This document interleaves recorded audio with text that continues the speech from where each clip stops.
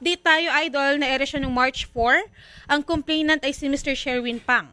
Ito yung sa Isabela, Idol. Yes, ito yung murder case sa Isabela. So, bibigay ho tayo ng update.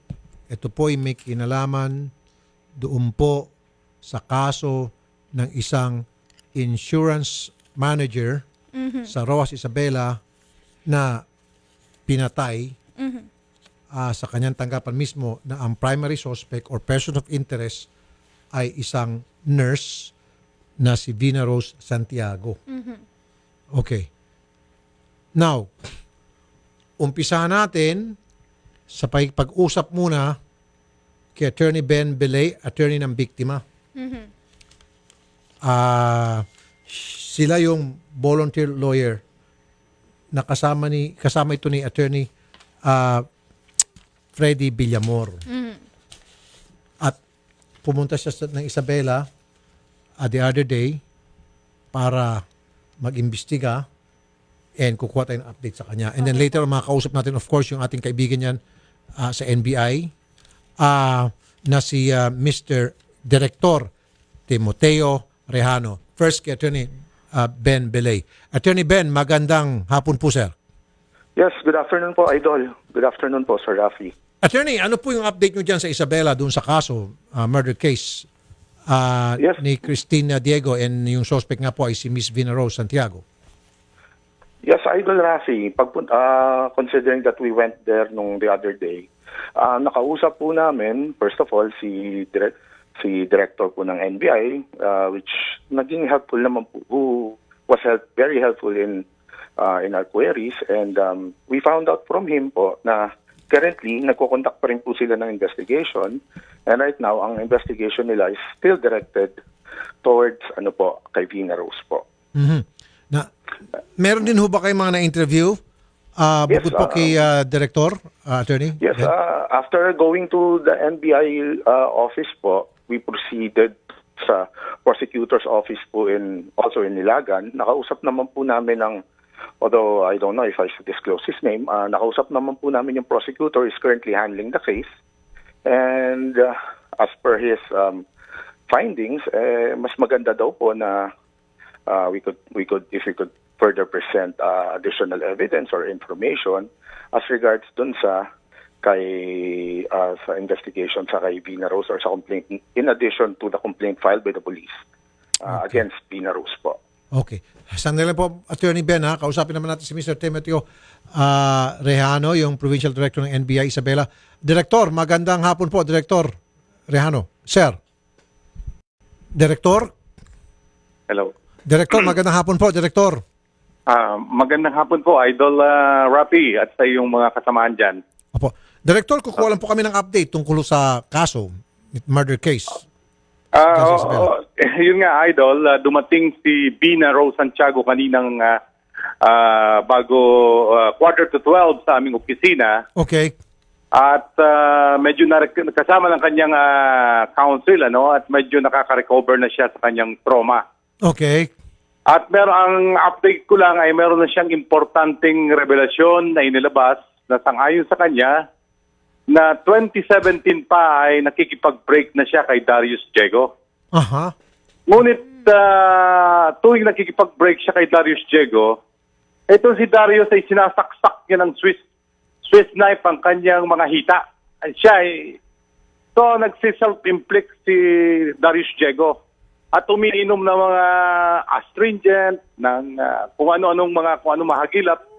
Sandali. Si Darius Diego po, para sa kalaman ng mga viewers, si Darius Diego po ang mister ng biktima. Okay, sige po. Sorry sir, go ahead po sir. So, ayun nga po, yun ang inilabas ni Vina Santiago, yung pagka-suicidal tendency ni Darius Diego. Okay. Na tuwing nakikipag-break siya, ay sa harap niya mismo, sinasaksak ni Darius ang kanyang sarili ng Swiss knife, sa kanyang hita. At umiinom ng mga astringent at kung ano pang chemical ang kanyang mahagilap. So, isa itong isang malaking issue na na-discover natin kay Darius Diego. Okay. So sir, yung bang mga sinasabi ni Vina Rose na nagsasaksak sa hita, etong si Darius, yan po ba mabe-verify na or na-verify na po natin? Ay hindi pa nga ho, kaya siguro ayaw makipagkita ni Darius, ay baka natatakot siya na ma-check namin ang kanyang mga peklat sa kanyang katawan, ano. At yun siguro ang dahilan kung bakit hindi siya nakikipagkita sa NBI. Okay. Oo. So, may sinabi ba si Vina Rose kung sino hong may kagagawa ng krimen? Kung sino yung pumatay kay Christine? Ay, alam nyo, medyo ano pa rin siya, no? Medyo nasa state of shock pa rin siya. Pero nangako naman ang kanyang lawyer na by next week na mag-submit sila ng counter affidavit sa prosecutor's office, ay bibigyan din niya ako ng kopya at lalabas na lahat talaga doon ang kanyang ang kanyang nalalaman sa pagpatay kay Christine Diego. Okay. Sir, tinuro niya ba si Darius Diego directly or indirectly bilang siya yung ito talaga ang pumatay doon sa biktima? Na si Mr. Darius ang pumatay kay Miss Christine? Indirectly. Indirectly. Parang may kinatatakutan lang siya na kung ano na hindi ko malaman. Hindi ko naman pinilit at kung ano yon, pero parang takot na takot siya, kaya may kinatatakutan siya kay na kung ano man yon na alas na hawak ni Darius Diego sa kanya. Meron pong alas na hawak si Darius Diego. Okay. So yung binanggit niya po, attorney, na siya ay nagre-recover lang sa trauma. Ano po yung trauma na ni-refer niya? Yung siguro, yung naranasan niya na halos buong bayan ay galit na sa kanya, ang social media, no? So parang nagkaroon na siya ng ng inferiority complex, naapektuhan na siya psychologically. So parang hindi na siya makapagsalitang gaano. Pero kanina humarap sa akin ay parang unti-unti na siyang natatauhan, sa tulong din ng kanyang mga kamag-anak na kasama kanina at ng kanyang counsel na si Atty. Ventura. Okay. So, wala ho siyang sinabi na si Darius ang may kagagawa niyan o si Darius ang nag-utos sa akin o si Darius ang nagplano ng krimen. Yung mga ganun ho ba? Wala? Wala pa rin. Tahimik pa rin siya. Ang tahimik. So, ang tanging... At yun nga, para sa obserbasyon ko, Idol Rapi, parang may kinatatakutan siyang hindi ko malaman kung kung ano man yun, Okay, so sir, paano niya sinabi yung revelasyon niya tungkol doon sa si Darius ay sinasaktan yung sarili niya tuwing gusto na makipag-break ni Vina Rose sa kanya? Paano niya sinabi yun? Ang pagkasabi niya ito pala ang sinabi niya, Idol Rapi, wala siyang motibo na, parang wala daw siyang motibo na patayin si Christine kasi nagkikipag-break na nga siya kay Darius Nakikipag-break na siya, ngunit ito si Darius lang ang nagpipilit na ayaw humiwalay sa kanya. At ang lahat daw ng kanyang manliligaw ay binabantaan ni Darius. Oh my goodness. So yun ang kanyang sinabi sa amin. Doon pa lamang sir, kung ako po, opinion ko to kung babasahin ko po yung kanyang statement na yon na wala siyang motibo para patayin si Christine at si Darius ay nananakit tuwing gusto niyang magkapag-break at binabantaan ni Darius ang lahat ng mga manliligaw niya, then tumuturo talaga yon kay Darius bilang salarin. Bilang parang siyang may gumawa ng krimen. Parang ang ibig sabihin na ulol na ulol sa kanya si Darius at gagawin nito lahat ang kanyang alam mo na kung ano man ang nasa isip nito ay gagawin talaga ni Darius. Parang yun ang basa ko sa kanya. Okay, at maganda ito sir dito sa mga pinadala niyong mga picture sa amin. Nagpakita si Vina Rose, ito kasi tinanong ko nung una pa lang ma-interview natin si Director, kung may mga scratches ba sa mga kamay niya. Pinakita niya kanya mga kamay at malinis at walang sign of scratches or wounds. Tama ba, sir? Oo. malinis siya. So, si Darius dapat, sir, kaya lang hindi nagpapakita, nung umpisa pa lang sana hinanapan natin ng mga sugat. Ayun nga, ay ang problema pala ni Darius kaya ayaw magpakita ng kanyang mga ay dahil may mga dati na siyang mga peklat sa katawan dahil yung pagka-suicidal tendency niya, Idol Rapi, nasa katawan pa rin niya yung mga peklat. Nasaan po ngayon si yung mga dati niyang Opo, nasaan po ngayon si Darius, sir? Nandun sa kanila pa rin sa San Manuel, sa barangay, yata yun, barangay New Era, dyan sa San Manuel, Isabela. Okay. Direktor, alam ko na malaking bagay yung ibibigay na testimonya ni Vina Rose. Ngayon, para magkaroon ng tight case, kung halimbawa man ituturo niya si Darius, kailangan supported yan by overwhelming pieces of evidence para talagang makahon itong si Darius. Napuntahan na ho ba natin yung crime scene? Tulad ho na pag-usapan nating una, nakausap na ho ba natin yung building management kung bakit nawawala yung CCTV at sino pong nagwala noon, sino responsable sa pagkawala ng CCTV footage ng mga oras na nangyaring insidente at sino hong nagbigay ng susi o sino pa yung mga duplicate ng susi papasok sa kwarto ni victim dahil wala hong forced entry, meaning may susi po yung salarin at inintay nga po yung victim sa kanyang opisina. Tama ho ba, sir? So meron tayong mga information tungkol dyan? Sa investigasyon ho kasi namin, ay wala talagang CCTV na nakatutok dun sa entrada ng opisina ni Christine o ng biktima. Walang CCTV doon. Talagang CCTV lang na active doon ay itong sa skin concept na medyo malayo dun sa entrada. So, nung malaman ko yun, hindi ko na tinuloy ang pag-interview dun sa technician ng skin concept. Kasi yun nga, hindi talaga nahagip, hindi kayang hagipin ng kanilang CCTV yung harap ng opisina ni Christine. Okay. Hello. Opo. So, yung pong susi, sinong may mga susi ng opisina ni Christine? Sino-sino hong may access sa office? Kasi nga po, napag-alaman po sa ginagawa niyong investigasyon na nag-aantay yung pong suspect sa victim bago mangyari yung pamamaslang. Nasa loob na po siya ng opisina kung sino man yung suspect na yun. Okay.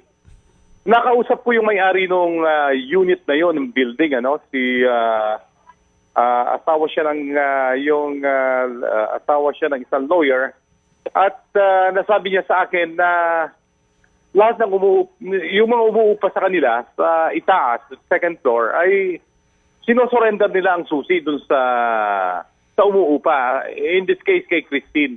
Si Christine lang talaga may access doon sa unit na yon. Aha. So wala hong duplicate yung susi? Kung may duplicate man, ay na kay Christine na rin. Kasi parang yun Idol Rafi, parang apartment unit Ikaw na rin ang magpapalagay ng sarili mong doorknob.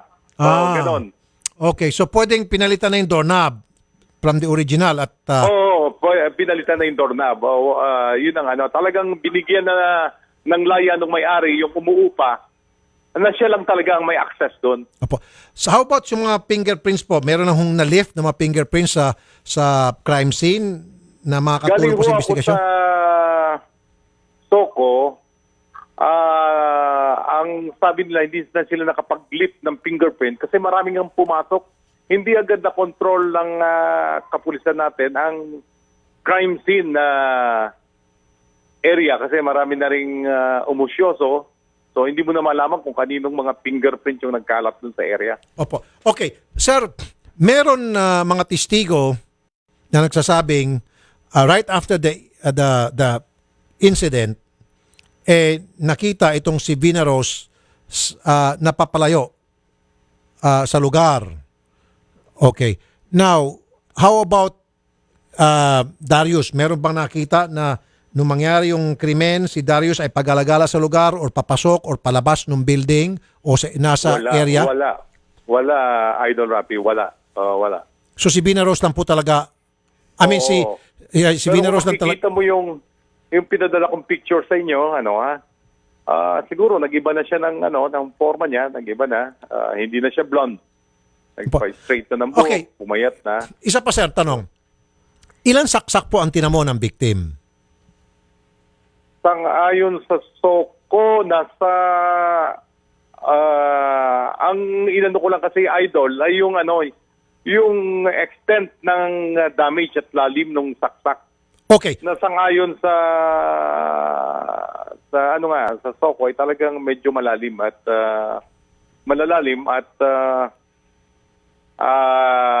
hindi daw ito, parang hindi gawa ito ng isang babae, Okay. Yun nga po sana follow-up question ko eh. So, malalim at hindi kayang gawin ng isang babae. So, isang babae. so kung sino man gumawa noon, malakas at malamang lalaki. Malakas, oo. Nakita mo naman yung itsura ni Bina Rose, sa picture, na parang napaka-fragile niya. Parang fragile siyang babae, yung Alam po sir, nasa 8. kayang-kayang itulak ito ni Tintin Kayang Kasi labanan ni si Tintin kung gugustuhin. Oo, medyo malaki si Tintin, medyo mataba at mukhang malikre. Okay. Itong Bina Rose na humarap sa akin, payat. Okay. Pero hindi nyo natanong siya, okay, bakit nandoon ka sa area noong mga oras na mangyari yung krimen? Hindi niya ba sinagot yon? Kasi, Hindi di niya ba, sinagot yun, hindi niya sinagot. Okay. Hindi niya sinagot. Hindi niya po nasagot. So, 8 po yung saksak at malalalim. Saan po parte, pwede ba tayo makapagbanggit kung saan po yung mga parte ng katawan ang tinamaan ng saksak? Ang pinaka-worst na saksak niya yung sa ulo Parang halos lumabas daw dun sa kanyang bunganga, Saan po? Hindi Left, ako left side ng ulo o right side ng ulo, sir? Left side ng ulo, left side ng ulo o right side ng ulo? Hindi ko pa ganong naano yung yung sa niya, sa mga tama, Hindi pa ako kasi nagko-concentrate nga ako dun sa kung ano yung makukuha namin sa mga iba pa. Sa totoo lang, Idol Rafi, ang iniintay ko talagang magsalita muna ay itong si Bina Rose. Okay. Saka ko na lang babalikan itong tama. Sige, sige po. At saka may Sige. balak kami, Opo. nakausap ko na si Mr. Pang na ipapa-autopsy pa rin namin. Ipapa-exhume namin yung bangkay ni Tintin for autopsy. Okay. So gagawa ko ng request letter sa NBI Manila para ma-autopsy siya. Pero itong si Darius po, sir, ayaw talaga magsalita. Maging yung kanyang mga abogado, ayaw po magbigay ng statement. Nagtatago. Ayaw magbigay ng Talagang kanila lang statement ay yung sinabit sa Rojas Police. Okay. Last na lamang po. Hindi ba sinabi ni Christine kung bakit siya tumakas? Kasi plight is guilty. Ba't kasi siya tumakas? Si Bina. Sorry. Si Bina Rose. Sorry. Hindi. Tahimik siya doon sa mga bagay na yon. Hindi siya nagsasalita. Okay, sige po. So, Attorney Director Timoteo Rejano, Provincial Director ng NBI Isabela. Sir, sobrang thank you, sir. Kukuha ulit kami ng update sa inyo from time to time, sir. Director. Okay. Welcome, Idol Rafi. At salamat din sa oras. Mabuhay po kayo. Thank you po. Attorney Ben. Yes po. Okay, base po sa sinasabi ni Director Rejano, statement galing po sa primary suspect na si Bina Rose, mukhang tumuturo kay Darius sa mister. So, paano po magiging strategy ninyo? Diyan. Alam niyo po, Idol Rafi, welcome development po sa atin yan. Kasi nung nagpunta po kami nung the other day kay Director, ang concentration ng kanilang investigation ay kay Bina Rose lamang. At yung nakafile din po sa prosecutor's office kay Prosecutor Rivera ay kay Bina Rose lamang. Ngayon po, kung may welcome development na ganyan, ay maganda po sana, antayin namin ngayon kung maaaring magiging yung final investigation ng NBI na ipa-file nila against kung sino man ang responsable, kung dapat maisama si Darius, ay welcome development po yan. At that way, magkakaroon na po tayo ng personalidad. Kasi po yung nakafile doon sa police, wala po tayong personalidad na makialam dahil ang complainant po lumalabas ay si Darius. Although nag-request po tayo sa prosecutor na mag-intervene para po tayo ay makasali sa kaso, kahit na po na ang complainant originally ay si Darius lamang. Teka muna, sir. How can he be a Opo. complainant when he's not cooperating with the authorities? Ganun po kasi, Idol Rafi, yung police po kasi ang nag-file po ng complaint at base po sa kanilang sinampang reklamo sa prosecutor's office, ang lumalabas pong complainant ay si Darius po.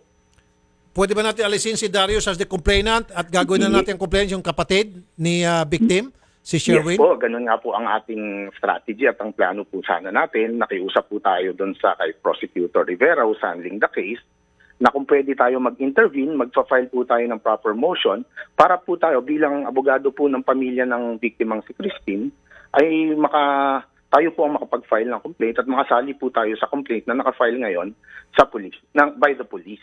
Okay. Attorney Ben, pwede bang gawing star witness kung sakasakali itong si Vina Rose against kay Darius? Well, pwede po. Kung lumalabas na she's not the most guilty, pwede po siya ang magawing state witness at pwede po siyang pumasok sa ganun po. Okay. Importante din kasi, Attorney Ben, yung nasabi Yes, ni po. NBI Director para sa akin, na matingnan yung katawan, ma-examine, katawan ni Darius, Yes. kung tumutugma sa sinasabi ni Vina Rose na tuwing nagpag-break siya dito kay Darius, sinasaktan niya sarili niya, sinusugatan niya ang kanyang mga binti at umiinom pa ng lason. Opo. Hindi pa siya natuluyan. Sana natuluyan na lang. Okay. Anyway, kung totoo yun, so malaking development po yun, magandang Yes. development po yun. So pag Welcome i-verify niyo po po yun, sir, na totoo, then, lumilito si Darius ang merong motibo. Yes. Opo. He wants to get rid of his wife para, wala nang problema sila ni, Christine. Ni Vina Rose. Po. Hindi, walang problema sila ni Vina Rose at saka si Christine, hindi niya magiging problema. Opo. Kasi Opo. pinadisappear na niya. Opo. Dinispensa niya na yun. Tama po yun. Ayun. Yes po, Idol. Okay.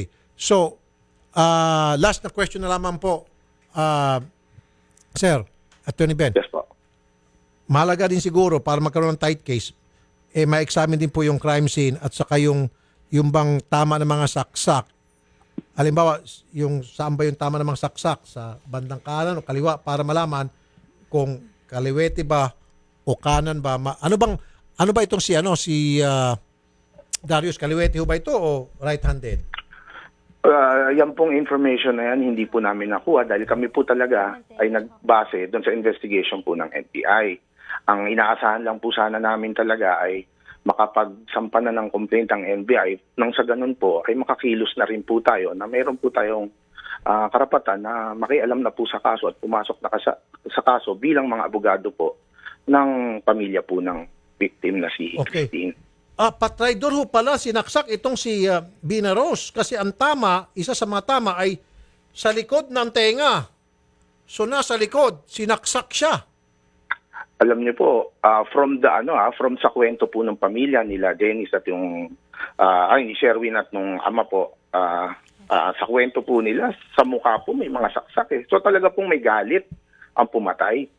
Dahil po kung papatay hindi ko po alam ang mind ng isang killer, pero sa mukha po ang tama eh.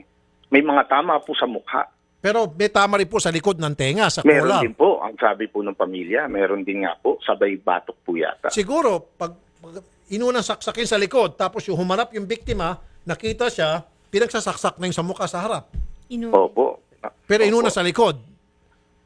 Patraidor. Nagpapatunay po ng Malaki talaga Marami ang kasi galit. mga netizen ang nagsasabing noon pa na hindi kayang gawin ito ng isang tao lamang, lalo pat babae. So they really believe from the start, maging ako, na kung sino man gumawa nito, maaring dalawa or isang taong malakas. Lalo pa nabanggit ni Director na itong si Christine pala, medyo Kalakihang babae. may kalakihang babae, malusog. Opo. Kumpara kay Vina Rose na payat, patpatin. Oh. Diba? Sige po, Attorney Ben, kami po kukuha from time to time ng update mula sa inyo. Opo, sige po. Yes po. Attorney Anytime Ben. po, Idol Rafi. Salamat po. Malapit-lapit na masolve tong kasong ito. Kung nakikinig ka, Darius, last time na-interview natin si Darius, hindi ko pa alam na ano siya, Kasi parang Suspect. idol, parang ano siya eh. Kalmang-kalma nung time na yun, nung kinakausap mo siya eh. Cool na cool siya. Cool na cool siya, idol eh. Actually, marami na rin pong netizens na nag-comment na baka isa sa suspect din to si Darius. Magaling yung mga netizen natin. Kasi wala po siyang ka-emosyon, idol, nung kausap niyo. Di ba dapat umiiyak siya? Yes. Galit siya, nanggagalaiti. Yes, idol. Parang wala lang. Parang wala lang po. Yung Okay. time na yun. Well, magkaalamanan, siguro in the next couple of weeks, Mhm. meron tayo bago update, we'll let you know po. Okay? Okay. Idol, news break muna.